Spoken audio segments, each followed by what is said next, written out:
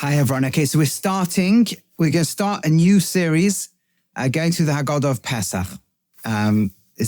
What we want to do, of course, is hopefully share in a series of, hopefully it'll be all 4 weeks leading up to Pesach. Divide the Haggadah into 4 sections, since it's naturally divided into lots of 4s anyway. And really try to work through not just a lot of nice ideas, which hopefully there'll be along the way, valuable ideas for you, but much more importantly, is to really try to get to the structure that's going on and understand the key of what the Haggadah is trying to achieve, where it's coming from.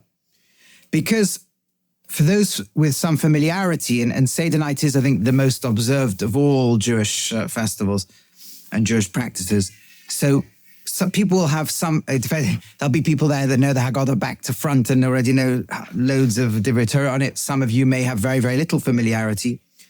But whoever it is, anyone who's got a kind of vague familiarity will be struck by the fact that on a night that we call Seder night, which literally means the night of order, the Haggadah appears, and Seder in general appears to be incredibly disordered. Right? If you'd never seen Seder night, you'd never seen the night of Pesach before, but you were roughly familiar with general Jewish things. So it begins in a familiar way. You make Kiddush, right? You always take a cup of wine or grape juice and sanctify the day. And then we start washing hands. Oh, that's what we do before we eat bread.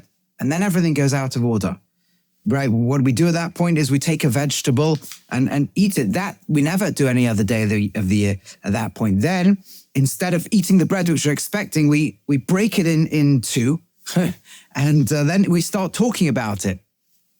And then as we start the conversation, we get the child asking 4 questions, Manish Tanner, very famous piece.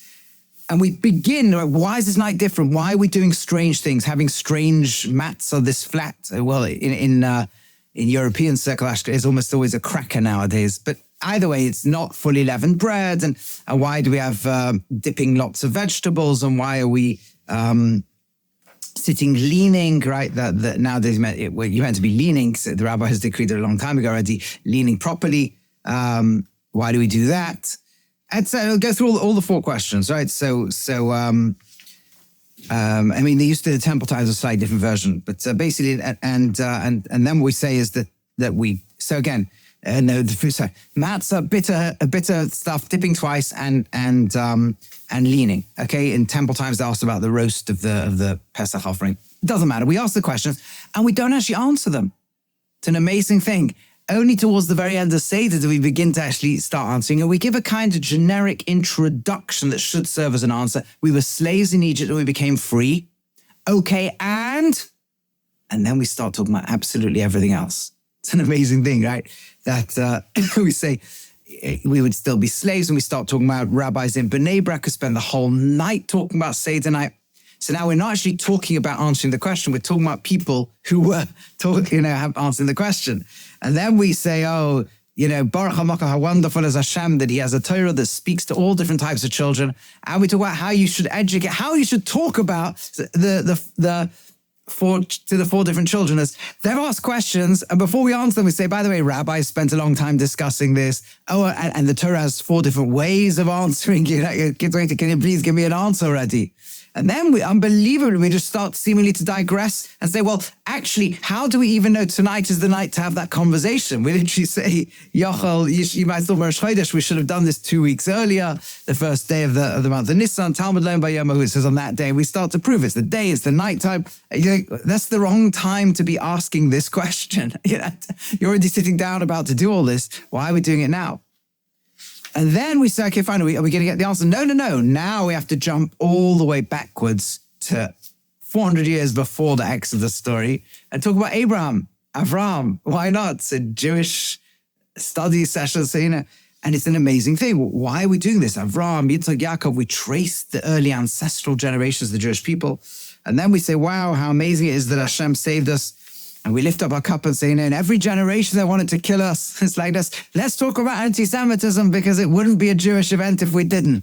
And this year, it's obviously very poignant. Now, true, since this video will be online, people might watch it lots of years. And tragically, there's lots of years where it's poignant. But this particular year is probably more than any we've lived through. Either way, but still, we haven't yet started talking about this year. Then let's discuss Lavan. Lavan wanted to kill Yaakov. And then we segue in, and he went down to Egypt. Okay, very good. And we start talking a bit about the Egypt story. And at this point, it's very easy to get lost. It's just like lots of verses and lots of, comments on them and so on. And then next thing we know, and as a kid, certainly this was the bit we completely switched off. And then suddenly you wake up and there's bits taking stuff out of the wine. And then we get to the 10 plagues. Yeah, blood and frogs and lice and all the stuff that happened in Egypt.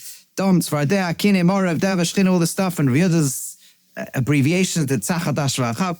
And then just there, now we jump forward a week. Oh, what happened at the splitting of the sea? There are much more. How many miracles were there?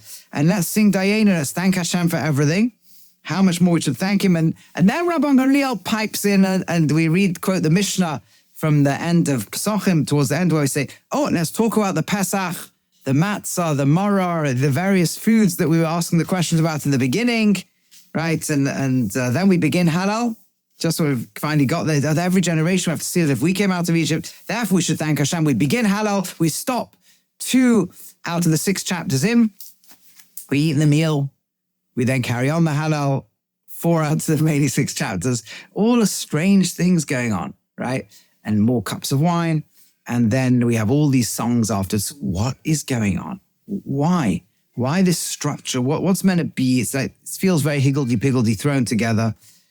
So there's a very famous, I'll start with this and then I want to get deeper into it. There's a very famous, it's called the Malbim Haggadah. It's not actually written by the Malbim, based on a lot of his ideas. And why it's called the Malbim Haggadah is another discussion. But either way, he points out that the structure of the Haggadah, at least ostensibly, seems to mirror a very, very important verse, a very important pasuk in the Torah, which is one we're going to see is very thematic and we'll see it later on today. And that is V'higadas halavincha. You should do a Haggadah. You should tell your child through questions and answers. So we get questions. Leimar, levincha b'yomahu on that day. So then once, levincha to your child. So then we have the so first of all, we stimulate questions. Then we have an analysis of which child, the different children, and how you educate them. B'yomahu on that day. So then we have an analysis of which day. Leimar having a discussion. So then we have a whole long discussion about coming out of Egypt. Ba'avur is there because of this, Pesach Matzah Maror. So then we discuss the Pesach Matzah and the Maror. Also, Shemli, God acted for me. Then we say, and every generation man feel as if we've personally been involved in this story. But Tzeisi Mitzrayim, he took me out of Egypt. That's the Hallel praising God for taking us out of Egypt. So that gives us a sense that there might be some kind of meta structure or journey that we're going on. But it doesn't really tie together the details. And I want to really work through those details right now. And I would say that the Haggadah itself divides into several sections. But the first section is the introduction. And the introduction goes all the way from when we start doing strange things until the end of the 4 children, the 4 sons, or at least the analysis of which day we should be reading the Haggadah on. Okay, that's what we're trying to, that's what we need to get to. Now, let me explain this, but I'm going to actually focus in on perhaps what I think is maybe the centerpiece of this, which is the 4 sons, okay? So again, we have Manashtana, why are we doing these things? We were slaves, we became free. The rabbis in Bnei Brak spoke about it all night. And then, bless Hashem, Baruch HaMokem Baruch Hu, bless Hashem, he gave the Torah, Keneged Arba Banu Divrei Torah. The Torah speaks to 4 different types of children. And we quote what is a medrash. This medrash is a mechilta, right? It's a halachic medrash, a halachic ancient rabbinic source that analyzes the Torah. It's actually the end of Parshas Boya, the end of the section of the Torah that really has the culmination of the plagues and the coming out of Egypt, where you'd expect it to be. And it has these 4 sons. Now, they're quite famous, but one is called Echad Chacham, one is called the wise son or child. Echad Rasha, one is called the evil or cynical child. Echad Tam, one is called simple. Echad Sheni Yedei, one doesn't know how to ask questions. Now, when I was young, what I used to assume is this is just the Haggadah's way of saying 4 different types of children might approach Seder night differently. So if you imagine we're all sitting around the table together. Over here, we've got a very wise child. Over here, we've got a cynical one. Over here, we've got a simple one. Here, we have one that doesn't know how to ask questions. And that God is saying, these are what they might ask. Here's how you might answer. What is the source of this teaching? Does anybody know? The source of the Medrash is actually the 4 times in the Torah that we talk about educating children. There are 4 times in the Torah text that we discuss, if your child will ask you in the future saying this, or things like that. There are 4 times when we talk about education. And amazingly enough, most of them are not about Seder night. I remember I got such a shock when I started looking at the sources. It was like, what? Chacham, let's start with the wise child. What does he say? Maha'edos, what are these testimonies, v'achukim and statutes, v'amishpatim and justice laws, asher tziv Hashem Elokeinu eschem, that Hashem our God commanded you. Now, that is actually a verse in the Torah in Devarim, the 6th chapter of Devarim, verse 20, right? Vav Chof. It's in Parshas Vayischanan. There's a context to it, and the context is not Seder night. The context is Moshe Rabbeinu is standing there right near the end of his life, delivering one of his 4 final speeches to the Jewish people. And he starts to talk about the fact they're entering the land of Canaan and they're going to struggle. They're going to likely assimilate into idolatrous pagan cultures. There's a very big risk they'll be like that.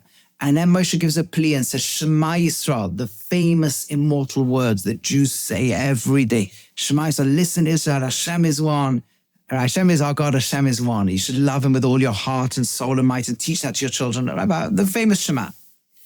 And then he basically says, if your child asks you in the future saying, what are all these things, these different types of laws that Hashem commanded you? That question is not about Seder night.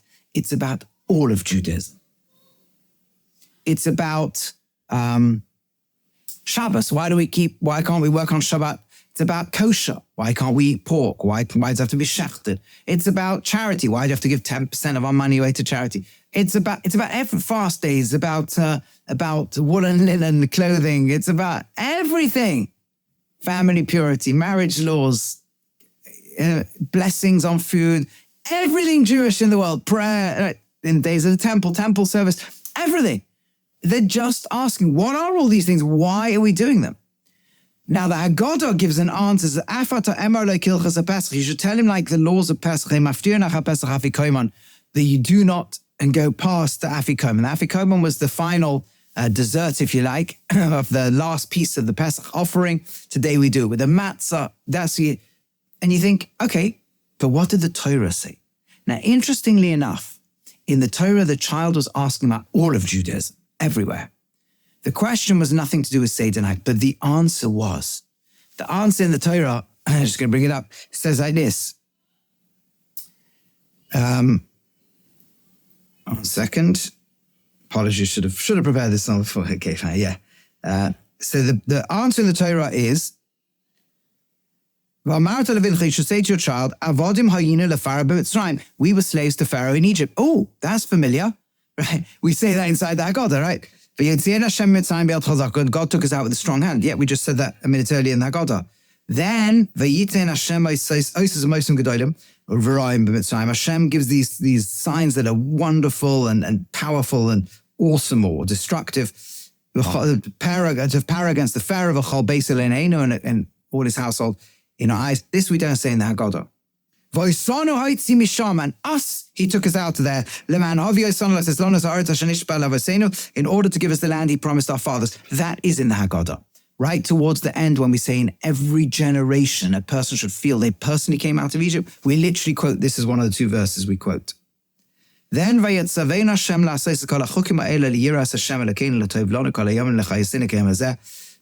gave us the commandments to revere God. It's good for us. It's good for us. We should do it if Hashem like he commanded us. So what's going on is the child is asking about Judaism all the time. Why are we being Jewish? Why are we keeping these mitzvahs? And the answer is God took us out of Egypt and with incredible miracles and offered us the Torah. And it's good for us to keep it. Now, how that exactly answers the question, we'll have to see.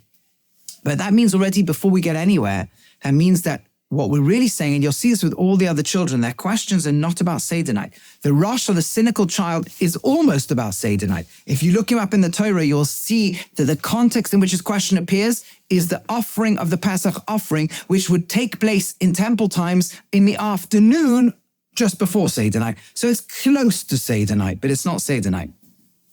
Then you have the Tam, the simple child. That child is not asking about Seder night at all. They're asking about peculiar ceremonies about redeeming firstborn boys, and you have animal stock and so on. There's a redemption process. I'm not going to go into what that is now, but the Tam, the simple child, says, Mazos, what is this? That's not Seder night. The only one who's on Seder night is the one who's not asking questions at all. Where we say, you should tell your child on that day saying, because this God took me out of Egypt, a verse we've already quoted when I just discussed the structure of the Haggadah. That is on Seder night. So what we seem to be saying is there can be questions all year round. It can be a wise child who's just prompted to ask because he's contemplating or interested. Why do we keep all this diverse array of commandments? What's going on? The cynic who might be prompted a few hours before Seder night by seeing all this offering in the temple. The simple child. All year round, these questions can occur. But the questions are not always about Seder night, but the answers always are. No matter what the question, the answer will always be linked to Seder night. So that means tonight is the night of answers. Whatever your Jewish question, the bedrock and basis of giving an answer lies in tonight. Now that's already very fascinating, at least to me, and hopefully to all of you as well. Right? That is an amazing thing. So it's the Torah speaks to all four sons, all four children, no matter what question they have all year round, and no matter what answer it gives, the message is rooted in the experience of the night. So this is the bedrock to understanding everything Jewish. Okay, but we just saw that the wise child in the Torah gets a very nice answer. And in the Haggadah, it seems to say, Afata, you just tell him like the laws of Pesach. Why don't we just give the Torah's answer? And there's a deep point. The Haggadah is making subtle changes. But there's actually different commentaries. I'm going to give you what I think is, to my mind, the simplest, most literal, and possibly the most profound in a certain sense, or at least in helping us understand what's going on in Seder night. When was the Mechilta written? Right, it's between 1,500 and 2,000 years ago. Af ata emarla, you should say to him, Hilchos HaPesach, like the laws of Pesach. What did the word Hilchos HaPesach mean when this was written? It referred to one text. There was one text called Hilchos HaPesach. It was the Mishnah, the ancient oral Torah written down, condensed in the first time in the Mishnah. And Hilchos HaPesach meant the laws of Pesach. The Mishnah, we have it to this day, right? The Mishnah Pesachim, right? Okay, and which part of the Mishnah Pesachim? When you say it like the laws of Pesach, it means say it like it's instructed to discuss it in the laws of Pesach. Now, in those Mishnahs, in the last chapter, all the Mishnahs go through preparing for Pesach and the Pesach offering and everything. And then the last chapter discusses how to teach children on Seder night, how to teach everybody what the process is. In other words, the Mishnah is the source of the Haggadah. Do this, get the Manish Tana, the 4 questions, the original 4 questions. Then teach the child, Lefidata shel ben aviv melamda, according to the level of the child. The father teaches, the parent has to teach the child. And we go through it. It's the Haggadah. What we're saying here is, for the wise child, take the answer the Torah gave. But it was very condensed. There was only 4 verses. Take them and elaborate the way that the Mishnah in Pesachim says to, a text that we today call the Haggadah. So it's like, if the person got the wise question all year round, then on Seder night, read the whole Haggadah to them and discuss it. What we're saying is that the Haggadah of Seder night is designed for the wise child. Okay, fair enough. That's, I guess, nice. And that's really, I think old Haggadah text, some even say add Ein Maftir, or some claim that should be the text, until that's really the quote from what used to be the last Mishnah, the final teaching of Mishnah's Pesachim. Today we split it a bit in 2, so it's the second last one. But the point is that you tell him, do the whole Haggadah, follow the Mishnah's structure up till that last Mishnah of the last laws of Seder night. Seder night is for the wise child. Okay. That's fine. So that's pretty straightforward. And now, but what do we do for the other children? And that's actually this is actually very useful for children who are not capable of following the whole Haggadah, who are might be around children and grandchildren round the table. What should we do for them? Now, so I'm going to jump to the Tam, the simple child. The simple child asks about Jewish things during the year. Mazos, what are these things? Tell him, Hashem took us out of Egypt with a strong hand. That's more or less the answer the Torah gave. The one who doesn't ask questions, you should introduce. That's fine. That's how the Torah says it. The Rosh, or the cynical child, is the one who gets the wrong answer. What does a cynical child say? What is this service to you? Right, referring in the Torah, it's in Shemais, in Pasha Boy, in chapter Yud Beis, chapter 12, verse 26, where we talk, Moshe Rabbeinu is telling the Jews in Egypt, in the future, you're going to have children and descendants, and they're going to be in Israel, and they're going to be bringing this offering, and your child may say, what is this? They're watching on the afternoon before Pesach, sheep being brought to the temple and being offered. What is this stuff? And the Torah gives an answer, right? Let me give you the answer the Torah gives you, and then you'll be surprised, because if you've never seen this before, this has nothing to do with what the Haggadah says. The Torah's answer is this. One second, sorry. Torah's answer will be familiar if you read the Haggadah, because it comes at the end of the Haggadah. So I'm just going to open up the source over here. So the Torah says, what do you actually say? If Amaratim, you should say, Zevach Pesach Hu Hashem. When the child says, what is this to you? Right? And the children say, what is this to you? If Amaratim, you should say, Zevach Pesach Hu Hashem. This is a Pesach offering. Asher Pasach Abote B'nei Yisrael B'Mitzrayim, who, when God skipped over the Jewish houses in Egypt, but not Mitzrayim, when he was smiting the firstborns,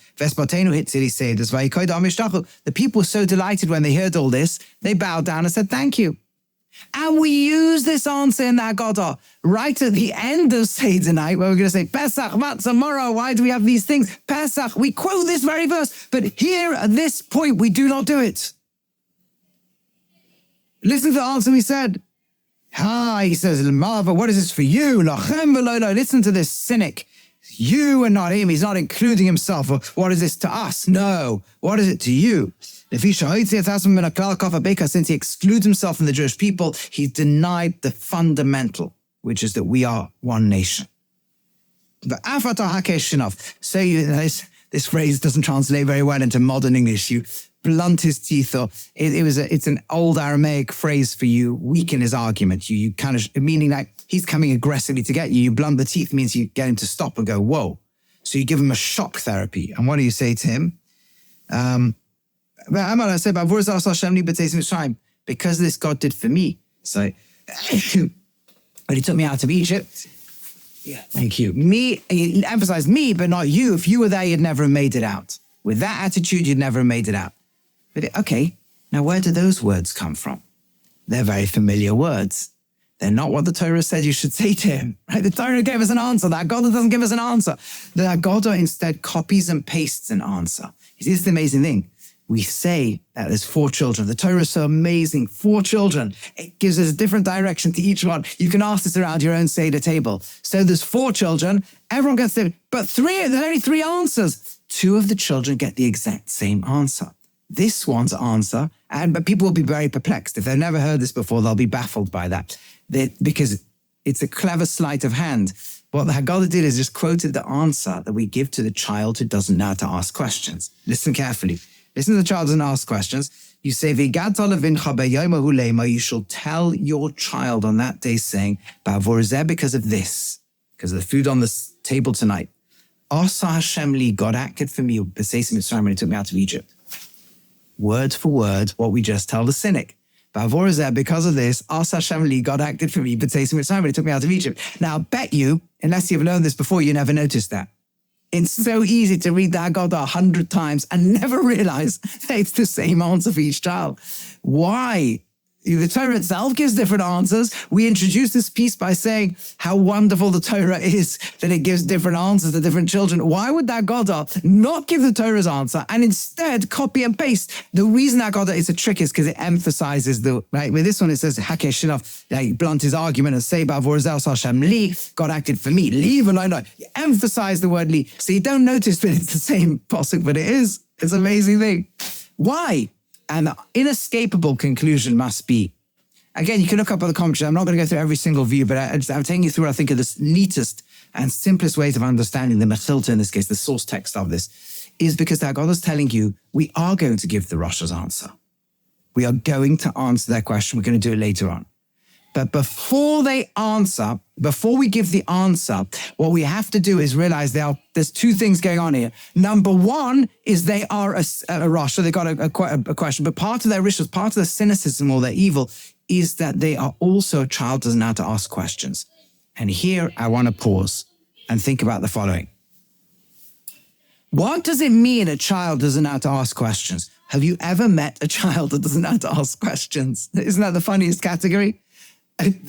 Right? So these Haggadahs with pictures, they have the Chacham, the wise one, looks like a yeshiva bocha, the cynic looks like a rebel against Judaism or some criminal or something. The simple one looks like a little young child, and the one who doesn't have to ask questions is like the little baby. Any child who is capable of understanding any message in the Haggadah is more than capable of asking questions, and they do. The Eino Yodea Nishal is not likely to be a child. Right? It's just not likely to be a child. They wanted to know how to ask questions. The most likely person to not be able to ask a question is an adult. Actually. It's an adult who may have learned Seder night many, many times before, been through it. Loads I've got nothing to learn. I'm just here to teach everybody or to just do a ritual. The word shoel means to deeply seek something. Like the Vilna Gaon tells us in the Haggadah, in this Purim story in Megillas Esther, when the king asks Esther, what's she'elah seich, your she'elah, which the Vilna Gaon points out as your personal, and the way she responds is very clear, something personal and deep need inside you. And bakasha is your agenda, your vision for the world. A she'elah is something I'm really searching for. I'm seeking. Eino yodea lishol means I do not know how to seek and search. The only child like that is one who comes home from school with so much to say at the table, they're just not interested in learning. But generally speaking, right, the Eino yodea lishol, the one who doesn't know how to seek and search, is not likely to be a child. And the deep secret is that we say there's 4 children at the Seder night, right? But actually the Torah never describes them as Chacham, the wise one. Never describes them as a cynic, never describes them as simple, and never describes them as one who doesn't know how to ask questions. In fact, the Torah never says there are 4 different children. To the Torah, in each case, this is what your child may ask you. This is what your child may ask you.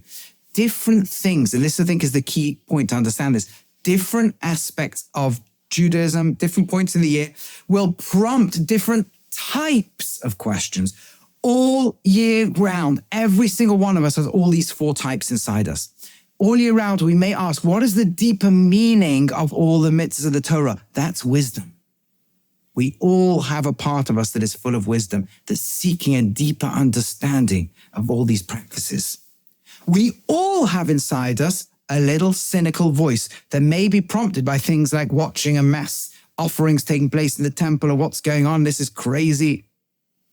All of us have a simple side that may see something, a mitzvah, an unusual mitzvah for the first time, and go, whoa, what's going on? I'm lacking information. And all of us have an aspect to us that is not seeking and searching. How do I know that all of us is only the children, right? Because there's a halacha, there's a Jewish law. The questions we ask at the beginning of Seder night, man ishtana alayla zeh, what makes this night different? A child is meant to ask the question. What happens if there's no child in the room? Right? These are the children's questions, right? We want to bring the children's questions to the table. If there's no child in the room, an adult has to ask the questions. What happens if there's only one adult, right? A few years ago in the COVID lockdown, there were plenty of adults alone. Generally speaking, every year there'll be some people alone. They are meant to ask themselves the question, are you crazy? You better go, man is shana alayla, why is this night different? Oh, let me answer your question. What are you doing? You don't need to ask the question, is there any other night of the year we do this? Answer because you have to ask questions. No, we don't. You can ask and people can learn and discuss. You always have a mitzvah to learn Torah. But what's this whole thing? The answer is we're bringing every question from the whole year, right? With every question you have, right? Every child within us, the child within us is still there, still seeking and searching. And they all have to come to Seder night. All of our children includes our physical children, if we're blessed to have children, includes our inner child, it includes everything. Everything's got to come to the table. And what we're saying is to the extent to which we are wise, we're seeking and searching, we're going to have an amazing Seder night. To the extent to which we're simple, we're going to learn stuff. But to the extent to which we're either not seeking and searching or coming cynically, we read the whole Seder night and miss everything. That's what's going on. So what we do is we have a message to the extent to which we're not seeking and searching. The Eino Yodeh Lishal. We provoke them. And if we feel a cynical question inside us, now a cynical question can be turned around. A cynic is at least engaging. The problem is they have a part that's not seeking and searching. If you could turn the cynic into a skeptic, if you could remove their not seeking and searching, say, look, seek and search and ask the same question, you can have your little negative tone. You can be skeptical. That's fine. We love skeptics, but not cynics. Because a cynic is a skeptic plus I'm not seeking and searching. In fact, in the Torah, when the child asks that question, they don't say ki yisholcha bincha. The only way it doesn't say when your child asks is ki yomer aleichem, when they say to you. It's like I'm making a statement, mocking you with a question mark at the end, pretending I'm asking something, just to make you squirm and have problems. And what we do is we say, okay, well, we're going to address your question. We want your question, but first we have to turn you into a seeker and searcher. So that's why we copy and paste the answer, or the not answer, the thing that we say to this non-seeking, non-searching person. Let me sum up what I just said, because I think this is really, really key to get this. And now I want to go drop deeper. What we're saying is that there are no four types of children. There are four types of questionings. All of us are the child on Seder night. All of us are meant to come and bring all our questions from all year round. To the extent to which we're wise, the Haggadah is set up for us. To the extent to which we're cynical, beneath that is a real question, but we have to turn us to stop being blocked, to start seeking and searching, and then the same question can become a pathway to wisdom. To the extent to which we're simple, we've got a seder for it. And to the extent to which we're coming without asking, seeking, and searching, we've got to direct something at us. The Kedushas Levi says this. Why does the Kedushas Levi is a Beditch of a great Hasidic teacher? Beautiful piece he has, and he says as follows. God transmits, the way God tells you to teach the Torah is the way the Torah is being experienced. On Seder night is question and answer, because at the root of a question is a quest, a seeking or a searching. Normally there's a spiritual ladder, and you can only climb from where you are now to the step above, and only from there to the step above that.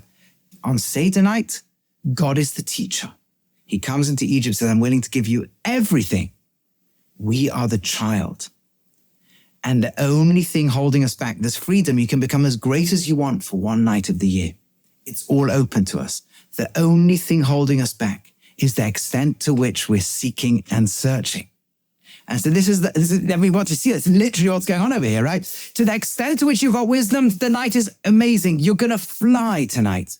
There's a journey, and clearly it's not just a textual journey. The Haggadah is going to lead us on a journey where we can tap into something unbelievable. And the extent to which we're seeking and searching, we will experience it. The extent to which we're simple, that God has still got what to give us.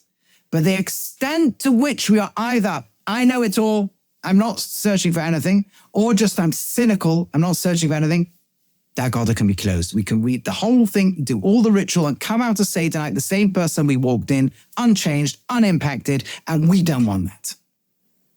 And that's why we attack the extent to which we're don't even seek or search. And we say, do you realize this food is what took us out of Egypt?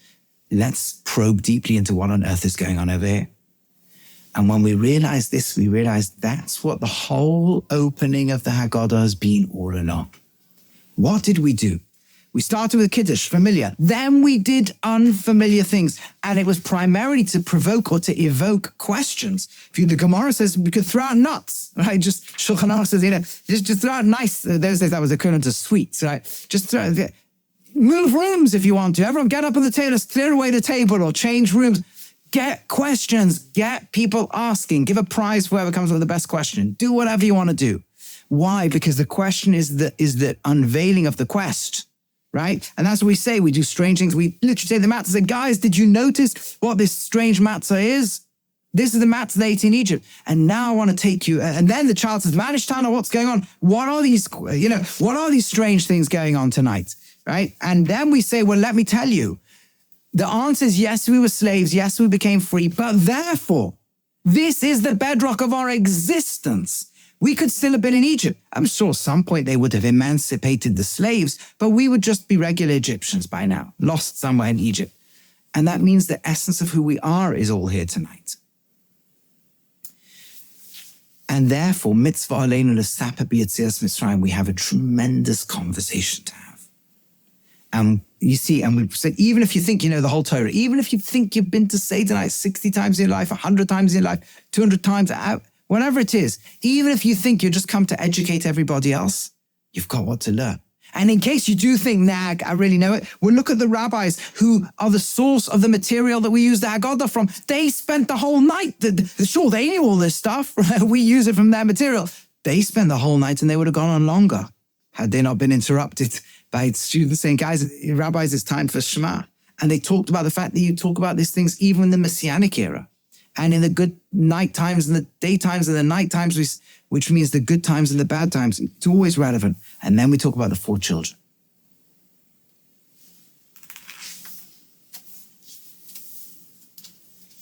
And there's one more point to note on all this. What was our opening provocative line? What did we say when we snatched the matzah into halach ma'anya? This is very difficult to translate. Could mean possibly 3 things. This is poor bread, in other words, matzah. It's the bread of affliction, the bread of slavery, or it is the bread of conversation. Right? But either way, we say that our ancestors ate in the land of Egypt. It's a very peculiar declaration. We then say, whoever is hungry should come and eat. Whoever needs should come and join the Pesach offering. That sounds like this is a declaration for the times of the temple when you actually had the Pesach offering. But if so, there's a problem, a famous halachic problem. Normally, any night of the year, you can invite guests at any point, but not on Seder night, because since it's a sacred meal where the blood was already offered onto the temple, onto the Mizbeach, onto the altar, at the time this animal was killed, it has to be turned into food.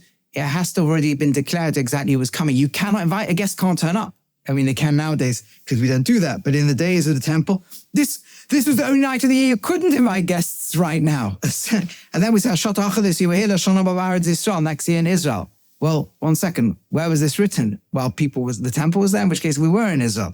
This year were slaves, next year free. What does this mean? So there's different meanings. The Rashbam says, in the commentary on the Haggadah, the attributed team says, well, I think it is, I don't know, with these commentaries on the Haggadah, you have to always know they're definitely, okay, let's say it's the Rashbam's commentary on the Haggadah. He says like this, what are we saying? Let's ask a slightly different question before we really nail down what he's saying. It's an unbelievable thing.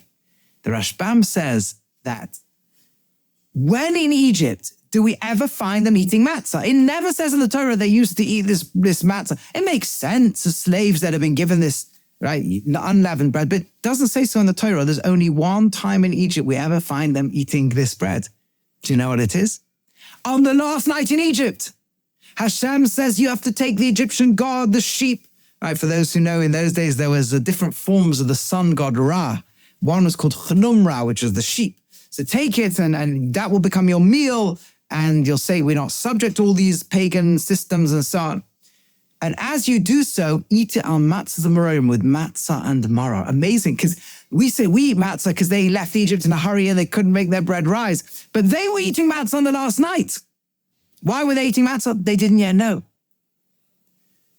Halach ma'anya, this is that poor bread, the achola avasana barad mitzrayim, that our ancestors ate on the last night in Egypt.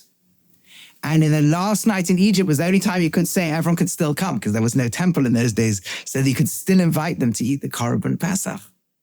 Everyone we're at that moment, what we're saying is we are not commemorating this event of the past. We are joining them on their last meal. This is the bread that our ancestors ate in Egypt. We're in a time machine. We are now inside Egypt. We are joining them on their last few hours in Egypt. And let's do what they were doing. Anyone who's hungry, come. Anyone who for some reason didn't work out the Pesach offering, come join us. This year we are here in Egypt. Next year we're in Israel. That was the plan. Had I not done all the sins, the golden calf and the spies, we would have been in Israel the next year. This year we are still slaves. Last night in Egypt. Next year we are free. And that's the moment the child goes, whoa, what's going on? And now I'm asking, I look around, the meal's different, the food's different. We use this opening line. And this is literally saying, because of this, God took me out of Egypt. experiencing it right now. Me, taking me out. And we're literally meant to wake ourselves up and go, 1 second. So what is going on? And then we say, good, glad you're asking questions. This is the bedrock of who we are. This is the stuff that you could spend the whole night talking about. And there's 4 different types of children, 4 different responses. Whatever Jewish question you have, tonight is where it's all going to be answered. But the level to which you're seeking and searching is the level to which we're going to be able to answer you. We're not giving you the answers yet. To the extent to which you're wise, they will make their way through the whole Haggadah. Simple, I'll give you the answer now. Unblock the cynicism. Unblock the know-it-all. And then we're ready to go on the deepest journey of all. And then we literally say, how do we even know which date we're meant to do that, God? From this very verse. Bavur is there because of this. God took me out of Egypt. The evocative verse. The verse that rips away the complacency. That rips away the extent to which we think we know it all. Rips away the sense of, I know Haggadah by heart. Rips it away and says, start seeking, start searching. We're going back in time, and eventually we're going to go forward in time as well. The other commentary on the opening verse says, what it means, this is the bread they took then. This year we are slaves, next year we're free. This year we're not in the Messianic era. This year we may even be physically in Israel, but we're not in the real Israel that will be in the future. So the same night in Egypt, right, that takes us that we're going to live from freedom, from slavery to freedom, it's also the same night that will take us all the way to Mashiach. This is time travel we're going to do a lot of tonight. But if we open ourselves up, this is not a journey of just reading the same text. It's not even just information. Information I could know already. There is an experience that God is going to take us on. A journey will take us through. And the extent to which we open ourselves up is the extent to which we're going to have an incredible Seder night. Okay, next week, Community Hashem, please God, we're going to carry on from here. Now starting to get into the essence of the story, but I hope this has been an eye-opening introduction or analysis of the introduction of Seder night.